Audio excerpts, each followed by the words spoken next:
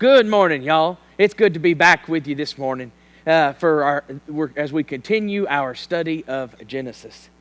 I am coming to you from a different place. I've moved over a little ways across the stage to the pulpit this morning as we are continuing to try to improve our online offerings all the time. We have made some adjustments to our recording setup again, and I want to thank Robert for all the work that he's put in to make that happen. And so I'm coming to you this morning from the pulpit. I guess for many of you, though, that's really where you figured I would be anyway, since, well, anytime I get going, I get a little preachy. So I suppose it just goes with the territory. But we are glad to have you with us this morning for our study of Genesis as we arrive in Genesis chapters 46 and 47. Now, for those of you who are paying attention, you know that being in Genesis 46 and 47 means we are almost done with the book of Genesis. And indeed, we only have a few more weeks of our study together in Genesis, just 2 more weeks after this.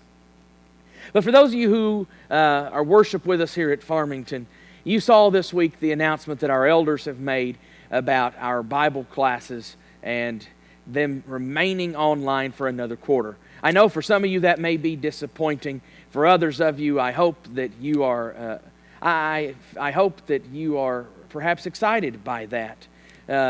And I know that this has been a different and difficult situation, but I hope that these Bible classes have been beneficial. And we are going to continue to stay online. I'm going to stay here on Sunday mornings as we get ready to move into some new material. We have a couple of classes coming up on Wednesday. And next week, Robert and I are going to put out some more information about our Bible classes and the offerings we have coming up from kids all the way through adults. So stay tuned for that next week. Well, as we come to Genesis 46 and 47 this morning, the family of Jacob is getting ready to make a big move. And this big move is a big deal. Because when we ended last time, Joseph had sent his brothers back to their father and said, "Bring him back. All of you come back to Egypt, and I will take care of you." But this was a big deal. It's never easy to leave home. I imagine all of us can think back to those big moves in our lives. Maybe it was when we first left home, moving away from mom and dad for the first time.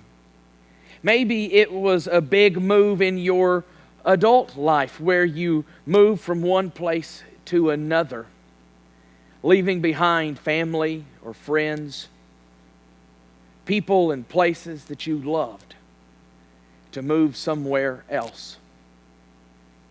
And even though the move, I hope for many of you, was good and a positive experience, it doesn't mean that it's any less of a difficult thing to do. And that's where we find our story at today. They're getting ready to make a big move, and it's going to be good. Good things are going to happen and come about during that move. God is going to bless them in that process. But for Jacob, he was leaving his home. Not just leaving his home, he was leaving the land of Canaan, the land of promise that God had promised to his grandfather Abraham and his father Isaac, and to him and to his children.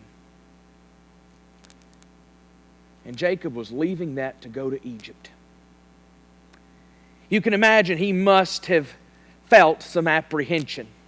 In fact, I think that's why that as we look at verse 1 here, when Jacob took his journey with all that he had, he came to Beersheba and offered sacrifices to the God of his father Isaac.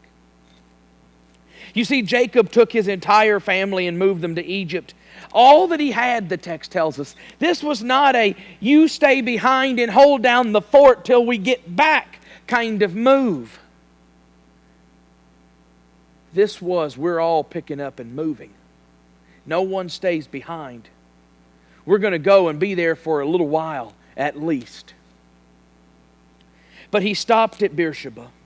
We've heard about and studied about this place before. Beersheba was Jacob's home as a child. It was where his mother and father had lived. on the edge of the land of Canaan. And it was there that before he left to go down to Egypt, that Jacob again encountered God. This time God reassured Jacob that he was behind in blessing this move. We've seen before that God was not always okay with fleeing to Egypt in times of famine. In fact, when Isaac had encountered that situation, in Genesis 26, God said, "Don't you do it, Isaac. Do not go down to Egypt." But this time God says, "Jacob, do not be afraid to go to Egypt. For there I will make you into a great nation." God says, "Jacob, I am going to bless you and your family. I'm going to fulfill that promise I made to your grandfather Abraham to create out of your family a great nation. I'm going to be faithful to you." God also promises Jacob here that not only will he go down with him, but he will bring him up again, and that Joseph's hand will close his eyes. He says, "Do not worry, you will be reunited with your son before you die, Jacob. I am with you." And with that, verse 5 tells us that Jacob set out from Beersheba. The sons of Israel carried Jacob their father, their little ones and their wives, in the wagons that Pharaoh had sent to carry him. They also took their livestock and their goods which they had gained in the land of Canaan and came into Egypt. Jacob and all his offspring with him, his sons and his sons' sons with him, his daughters and his sons' daughters, and his offspring he brought with him into Egypt. The family moved. Well, from there, verses 8 through 27 detail the entirety of Jacob's family. It's important for us to realize that Jacob's family was incredibly small at this point in time. While this list here in verses 8 through 27 is not comprehensive, because the list doesn't include Jacob's daughters-in-law or his granddaughters, this list is still instructive, because it's designed to show us the growth that the family is going to experience at the hands of God over the next 400 years in Egypt. Beginning there in verse 26, we read that all the persons belonging to Jacob who came into Egypt, who were his own descendants, not including Jacob's sons' wives, were 66 persons in all. And all the sons of Joseph who were born to him in Egypt were 2. All the persons of the house of Jacob who came into Egypt were 70. 70 people. That's not really. Now, we know there were more than that. There were the wives and the granddaughters. But 70 people. For a dude who had 12 sons, that's really not that big of a family when you think about it. 70 people. I'm pretty sure the Foster clan has more than 70 people in it.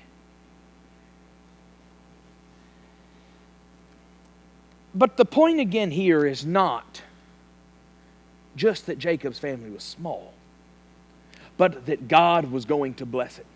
Because from this 70 people who arrive, God will indeed make them a great nation.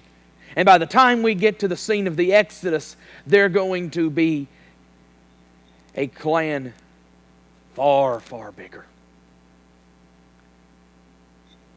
God is indeed going to bless them.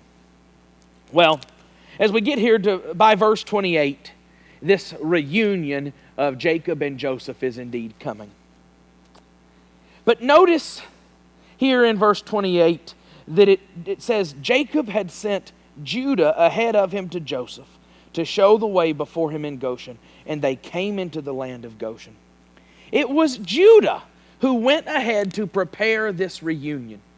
I think this is an interesting thing, given that it was Judah who had been most responsible for the plan to sell Joseph in the first place. We've talked about this several times in the last few weeks, from our discussion of the story of Judah and Tamar through to last week's discussion of the brothers and their encounters with Joseph in Egypt, and then again to today. But notice the spiritual transformation of Judah. God was still working on him to turn him into a faithful leader and child of God. And it's going to be through the line of Judah that we get the Lion of Judah in Jesus of Nazareth. The Messiah, the Savior. God's still working in Judah. And we're seeing that growth before our eyes as we read our story. Well, there in verse 29, the long-awaited reunion finally occurs. Joseph was reunited with his father, and when he does, he throws his arms around his neck and he wept. The text tells us that he wept on his neck a good while. Can't you imagine, if you hadn't seen your father in 20 years, that you too might weep a good while? And this says nothing, of course, of Jacob's reaction. Jacob, of course, had believed not only had not seen his son in 20 years, he'd spent that 20 years believing his son was dead, mourning the loss of a child.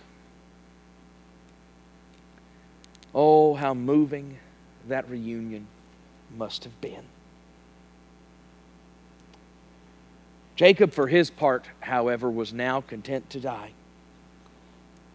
He says there in verse 30, "Now let me die, since I have seen your face and know you are still alive."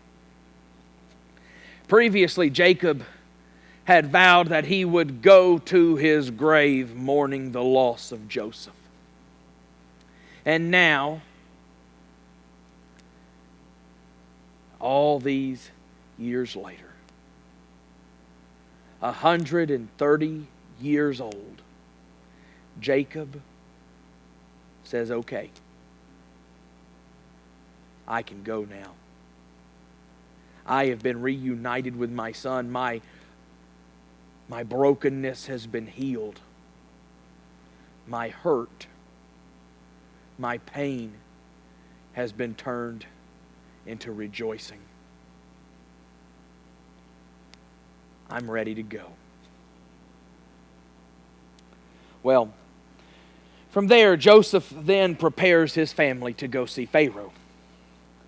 And so, to make the way ready for their move, he instructs his brothers to tell Pharaoh that they are shepherds and that their plan is to dwell in Goshen. Interestingly, though, in giving them these instructions, here in verse 34 of chapter 46, Joseph says at the end that every shepherd is an abomination to the Egyptians. This is a really interesting phrase that scholars have struggled to fully understand, because historically this appears to be an anomaly. We have no historical records that Egyptians hated shepherds. In fact, what it seems likely is that what Joseph is really saying here is that the Egyptians hate foreign shepherds. This may be a reference to another ancient Near Eastern and Canaanite group of people known as the Hyksos. The Hyksos were a group of shepherd kings, as the Egyptians mockingly called them, who were an enemy of Egypt and who lived in a land nearby, Jacob and his family. But regardless, whatever the reason is, Joseph seems to be concerned that them being shepherds could be a negative thing. But despite that, Joseph says, go be honest with them. And so as chapter 47 opens, they go into Pharaoh and they do exactly as Joseph had told them to do. And in being honest about their occupation, despite knowing that Pharaoh may have looked down upon them because of it, it instead seemingly reassures Pharaoh that they were honest men. Essentially, that they weren't coming to just live a life of luxury in the palace, mooching off of Pharaoh. No, they go in, they say, no, we intend to live a little ways out in Goshen. We're shepherds and we intend to remain shepherds. And so Pharaoh, as a sign of his trust and his respect for Joseph and his brothers, Pharaoh even gives them charge of his own flocks. He says, all right, I give them my seal of approval. He tells Joseph, your father and your brothers have come to you. The land of Egypt is before you. Settle your father and your brothers in the best of the land. Let them settle in the land of Goshen. And if you know any able men among them, put them in charge of my livestock. Pharaoh says, your family is here. And Joseph, I trust and respect and appreciate you. And I know that your brothers seem to be honest men. And they're shepherds. Put them in charge of my livestock. Because I know that if the way you've been blessed, my livestock will surely be blessed under them as well. From there, Joseph then brings his father Jacob in to meet Pharaoh. There in verse 7. And when Jacob met Pharaoh, he blessed him, which is indeed a worthy honor considering all that Pharaoh had done for them. Jacob asked that God will bless Pharaoh.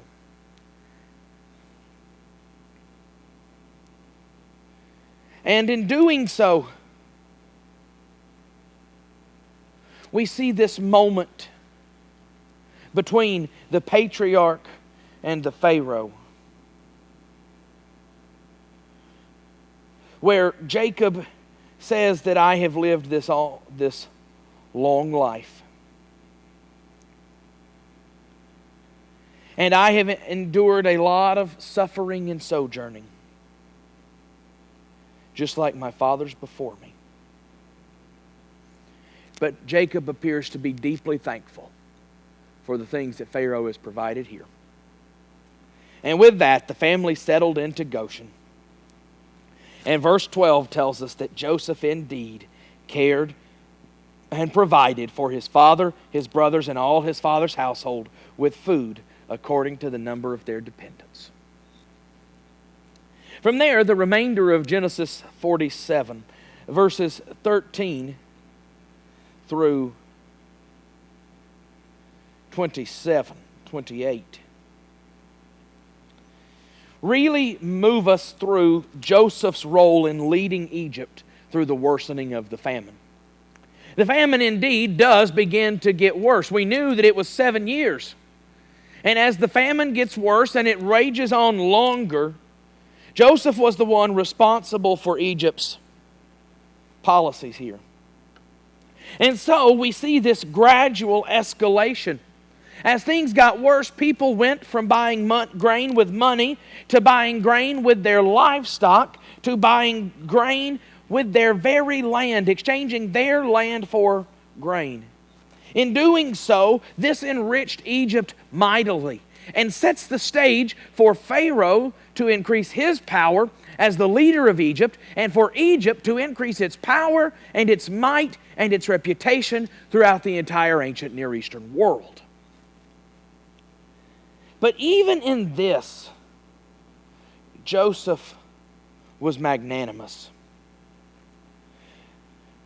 Verse 23 says, Then Joseph said to the people, Behold, I have this day bought you and your land for Pharaoh. Now here is seed for you, and you shall sow the land, and at the harvest you shall give 1/5 to Pharaoh, and 4/5 shall be your own, as seed for the field and as food for yourselves and your households. Even though the people were no longer in charge of their own land, they were now servants of Pharaoh, they got better terms than most. You see, Joseph says, we only want 1/5 of the grain you produce. In the ancient Near Eastern world, the norm was 1/3 was taken as payment. But this shows us that Joseph was not about himself. He was not about advancing his own wealth or his own status. Joseph was indeed advancing Egypt, but in such a way that he was viewed as a magnanimous ruler, a kind and generous leader. Well, as chapter 47 comes to a close, Jacob's family was indeed growing and prospering. But Jacob himself was nearing his death. We see that he's going to live another 17 years before dying at the age of 147. But Jacob knew that the time was coming near for his death. And so he calls Joseph to him. He says, "Son, make me a promise. Joseph, promise me this. Do not let me be buried here. We are sojourning here, and I know that. But when this sojourn is over, take me back to Canaan and bury me in the land that God promised. Bury me with my fathers." Joseph says, "All right, Dad, we'll do it. We will bury you in Canaan." We've talked about this before, but this is important. As we saw in the case of Abraham, it took great faith in the promise of God to say, "Bury me in that land, not this one," because Jacob knew he wasn't staying here forever. And with that, chapter 47 comes to a close. But as we think about what these chapters teach us, I think there are a couple of things that really stand out. The first one is that we need to be reminded that blessings, life, and prosperity are the purview of God alone. Jacob's family was getting ready to move, to leave the land that God had promised them, but God says, "Do not be afraid, because I will bless you." Even living in a foreign land, God blessed this family. They grew and they prospered in their time in Egypt. They're going to be there for 400 years, and well, you know how things are going to eventually get worse for them. But even then, God is not done blessing them and increasing them and leading them and protecting them. In the same way, God is not done blessing us or leading us or protecting us. Even when we might not be in the situation we want to be in, it does not mean that God cannot and will not bless us despite it. That's indeed the God that we serve. He's the God of Abraham, Isaac, and Jacob, and He's the God of all of us as well. But the second thing that I think is worth noting, and in this regard it's related to the first, is that sometimes plans change. When Jacob and his family left, it seems that they only intended to go dwell in Egypt to ride out the rest of the famine. 5-6 years. Well, by this point, they've been there 17, and you know how it's going to end. God had already told Abraham this. It's going to be 400 years. And well, it'll eventually be centuries before they leave Egypt. What they thought was a short sojourn for a handful of years turns into centuries. But the reality is that plans change, but God is still sovereign. Maybe you have had a situation like that. You go into something thinking it's only going to be temporary, but things change and you find yourself there a lot longer than you thought. But what I want us to be reminded of in this is that God is in control. And sometimes our plans do change. But wherever we find ourselves, whether it was the plan or not, we need to bloom where we are planted. 8 years ago, Karen, to the day, in fact, it showed up in my Facebook memories today that 8 years ago, Karen and I left Tennessee and moved to Fayetteville. 8 years ago, though we moved to Fayetteville. Shortly thereafter, we'd been here maybe 2 or 3 weeks. At that time, our congregation was looking for a new preacher. For whatever reason, our elders decided to invite this funny-talking Kiwi from Florida to come to Farmington to try out to be our preacher. He was here just a couple of days. But in that time, we were over next door in the old building. That Sunday morning, we had a conversation. Karen and I had a short conversation with the visiting preacher, the guy trying out. We were trying out a lot of guys who knew what it would actually look like. But a few days after he got back, I went to open my mailbox and I found this card. This card says, "Dearest Jared and Karen, what a blessing meeting you all Sunday as I was there to preach and teach. I'm so proud that you've chosen Farmington to be home while you continue your education. I know you will be busy following your education, but make a difference there as you pass through. I was impressed with my sweet brethren there at Farmington. Love your tie-tack, JP. God bless and Christian love, Mike Rain." This card made a tremendous difference in my life. It was that moment that I knew it really didn't matter who else came to try out. That there was something very special about that funny-talking Kiwi. And that he loved people. And then in a 5-minute conversation, and I don't even think in that conversation I mentioned that we had just moved here for me to finish to do my PhD. But in that conversation, in this one card, Mike said, "I know you're only here for a little while, but it stuck with me that he encouraged us to make a difference as we pass through." Well, 8 years ago, I thought our sojourn in Arkansas would be 5 years or so, maybe 6. Here we are at 8, and at least another year coming. Our plans changed. But I hope and I do believe that in our sojourn, in our extended stay, that Karen and I have made a difference here. The way that Mike challenged us to 8 years ago, before he was ever even our preacher. And so this morning I would challenge you the same way. Maybe you too find yourself in a situation, whether it's at work or in your family, that you thought by now you would be through. But remember, even if it's not where you thought you'd be, God is sovereign. God is in control. And we have an opportunity to make a difference, to be a blessing wherever it is we may find ourselves. And so as we think about Genesis 46 and 47 this morning, may we take comfort in knowing that God is indeed in control. That God is able to bless us and lead us and guide us even when things aren't going the way we thought they would. Even when we find ourselves in situations we didn't expect to be in, as long as we have been.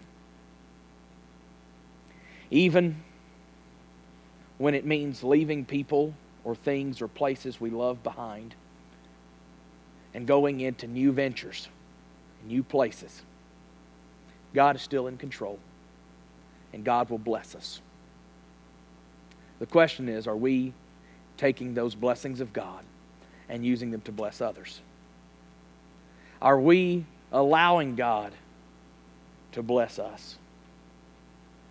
Or are we complaining about our station in life? God's in control. And whatever you're going through, I promise you this, He's got it.